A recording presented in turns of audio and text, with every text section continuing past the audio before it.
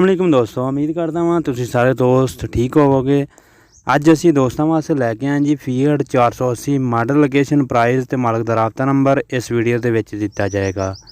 Video शुरू करने तो पहलों अपने नवे आने वाले दोस्तों नाल एक ही दरखास्त है कि अगर तुसीं साडे चैनल ते नवे हो तो साडे चैनल नूं जरूर सबसक्राइब कर लो ते नाल बैल दे आइकन नूं जरूर प्रेस करियो ताकि हर नवे आने वाले ट्रैक्टर ते इजराइलात दी वीडियो दा नोटिफिकेशन तुहानूं बार वक्त मिलता रहे।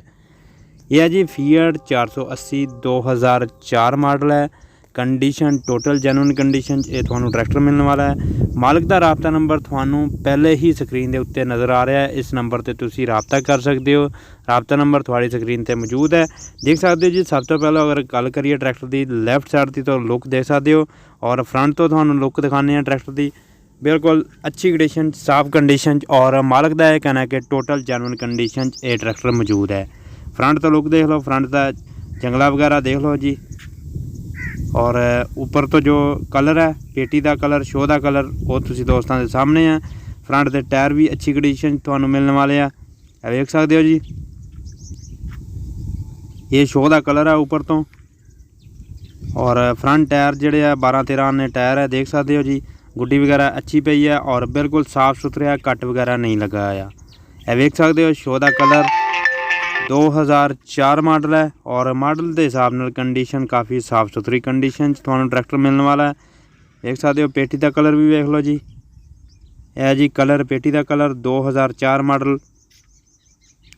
और इसकी कीमत वगैरह की अगर गल करिए तो कीमत है जी 6,60,000 रुपये कीमत है। मुल्तान की लोकेशन है, मुल्तान में ये ट्रैक्टर मौजूद है।